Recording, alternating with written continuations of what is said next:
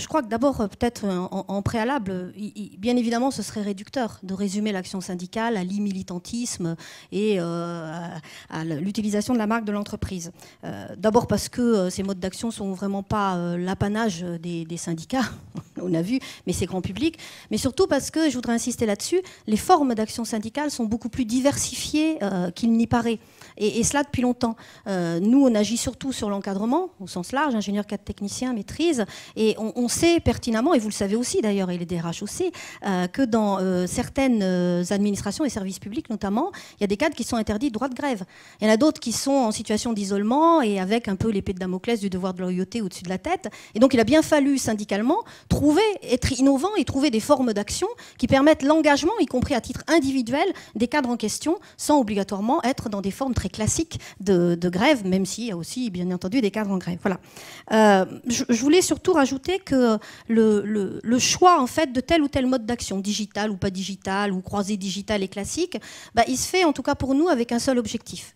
Quel est notre objectif dans l'action syndicale? Nous, notre objectif, c'est d'ouvrir le plus large espace d'expression publique, et j'insiste sur public, d'aspiration, de propositions, y compris de propositions alternatives, bref, ce qu'on peut appeler dans le jargon syndical les revendications, et en même temps rassembler le plus grand nombre de salariés et de salariés donc intéressés. Voilà. Ensuite, c'est pourquoi il nous semble, dans la provocation de la question, que opposer les formes d'action avec des engagements plus poussés, plus visibles, plus coûteux aussi, y compris pour les intéressés, je pense aux grévistes, avec d'autres formes d'action, ça n'a pas de sens. Ça n'a pas de sens, sauf à vouloir se situer sur un autre terrain qui est beaucoup plus polémique et qui est sur des postures idéologiques, où on pourrait presque dire, sous couvert de la modernité, il y a d'un côté les archaïques, c'est-à-dire les actions classiques de proximité et de terrain à vilipender, et puis il y aurait de l'autre côté le politiquement correct en ligne.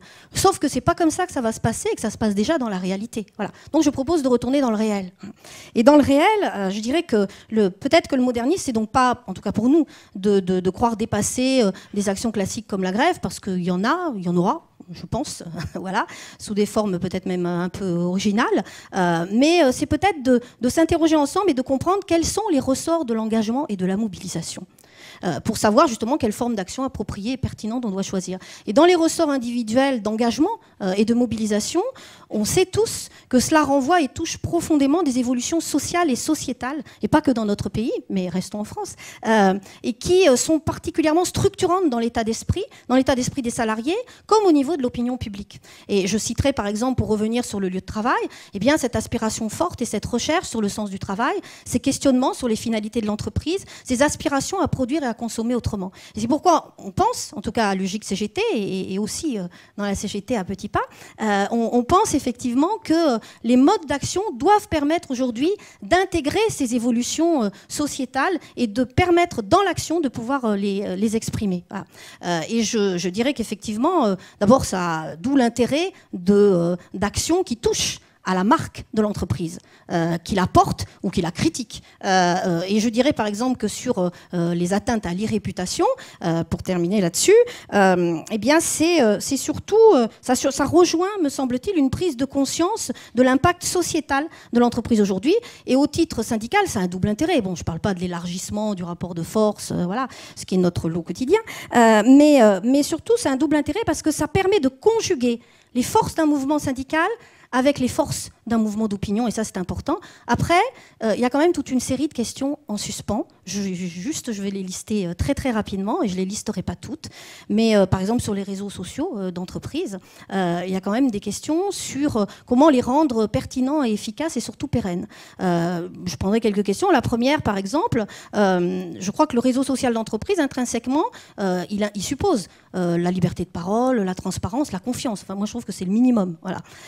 Et comment on peut le développer quand on a parfois dans la multiplication d'interdits et les notions de confidentialité. Le réseau social d'entreprise, ça suppose aussi une appropriation au moins des salariés de l'entreprise, qui sont quand même un des acteurs essentiels de l'entreprise. Et comment ça peut fonctionner quand on a un management mal formé et mal informé, qui fait la chasse au temps, quand on regarde un intranet, alors qu'il ne fait pas la même chasse au temps sur le reporting, par exemple.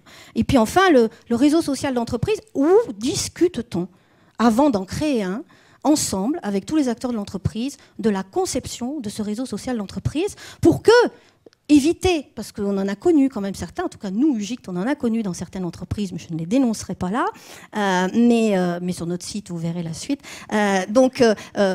Pour éviter que finalement ce réseau social d'entreprise soit un petit peu, quand j'ai dit le politiquement correct, c'est le débat virtuel qui est en rien le débat sur la réalité du travail et comment ce réseau social d'entreprise peut permettre de libérer la créativité, la mutualisation, le rôle contributif de l'encadrement.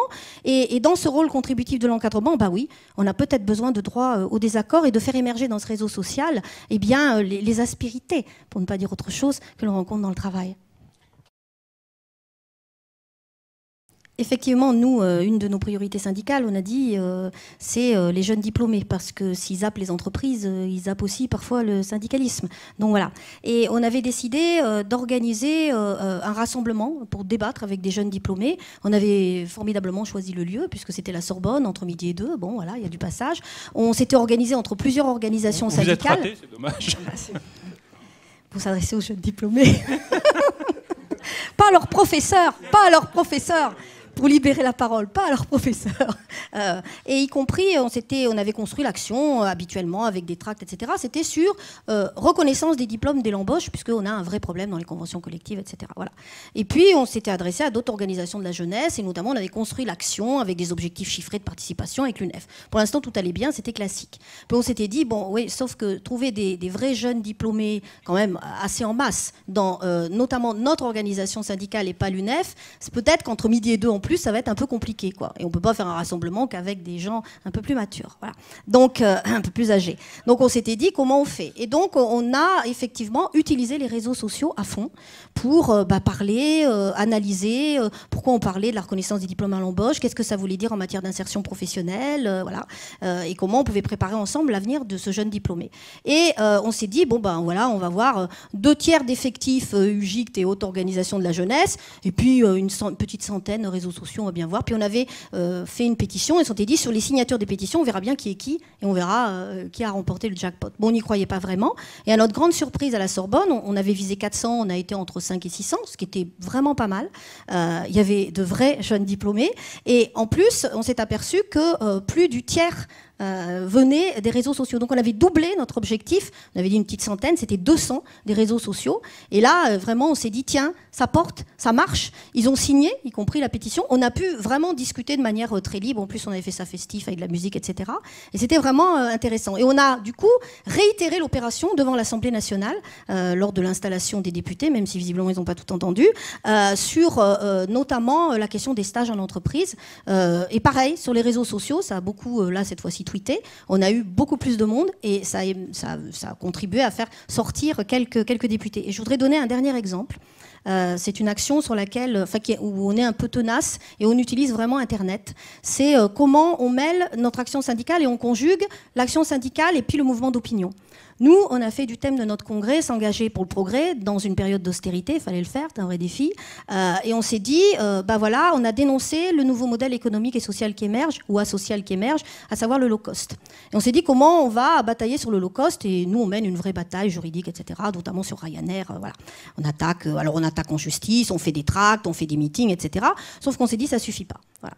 Et du coup, on a demandé à un journaliste de mener une enquête, investigateur, et on a produit un film qu'on diffuse, nous, sur notre site, qu'on a diffusé sur notre site il y a 4 ans, UGICT CGT. Et à notre grande surprise, puis on a utilisé les réseaux sociaux pour tweeter, passer des extraits, vraiment. Et puis on a aussi articulé avec, oui, on a fait des colloques dans les territoires, oui, on a fait nos rencontres d'options avec notre journal, avec d'ailleurs Monsieur Gallois, le président de la SNCF, le président d'Air France, sur le low cost. Et on a eu un vrai débat, parfois un peu contradictoire, mais aussi avec des convergences. Et on s'est dit, qu'est-ce que tout ça donne? Et on s'est aperçu que sur le film, eh bien, on a eu en quelques temps plus de 30 000 tweets. Et du coup, on a continué, je vous invite à aller le voir, avec Les Dents de la Mer, le même journaliste investigateur, par rapport au conflit de la SNCM qui, là, s'est terminé, enfin pour l'instant, et notamment sur quels étaient les dessous de Corsica Ferry. Donc on y est allé, alors il y a peut-être des suites juridiques, mais on s'est relativement blindé quand même. Et puis on s'est dit, voilà, on va tweeter et on va continuer. C'est ça le low cost, c'est ça notre bataille, et c'est ça notre bataille pour la qualité du travail.